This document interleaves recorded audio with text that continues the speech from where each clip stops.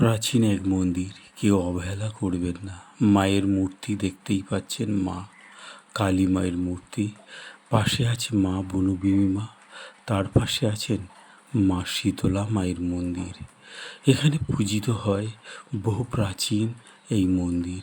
মা বনবিবি মা সব্বাইকে সব রকমভাবেই রক্ষা করেন। গ্রামের মানুষের খুব বিশ্বাস, মা তাদের সমস্ত রোগের হাত থেকেই রক্ষা করে। তাই প্রত্যেক বছর মেলা এবং বিভিন্ন অনুষ্ঠান হয়।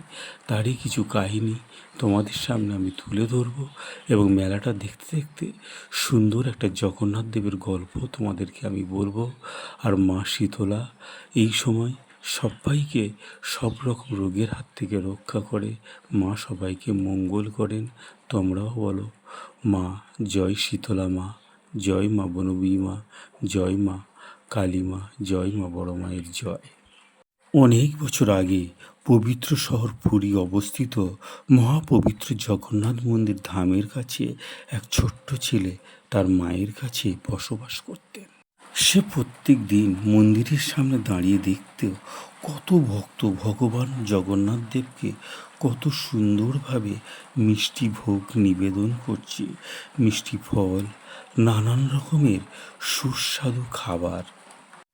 কিন্তু ছেলেটা খুবই দরিদ্র। অন্য ভক্তদের মতো মিষ্টি ফল, সুস্বাদু খাবার ভগবানের দেওয়ার মতো সামর্থ্য ছিল না।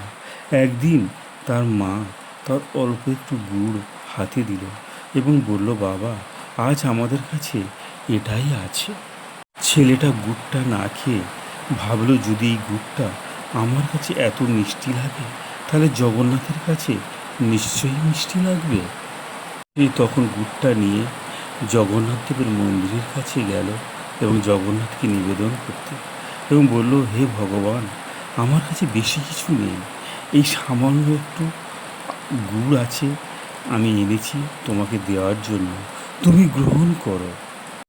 কিন্তু তখন মন্দিরের দরজা ইতিমধ্যে বন্ধ হয়ে গেছে। পুরোহিতদের ভোগ নিবেদন শেষ করেও ফেলেছেন। তবুও ছেলেটার অটল বিশ্বাস নিয়ে সে দাঁড়িয়েই রইল।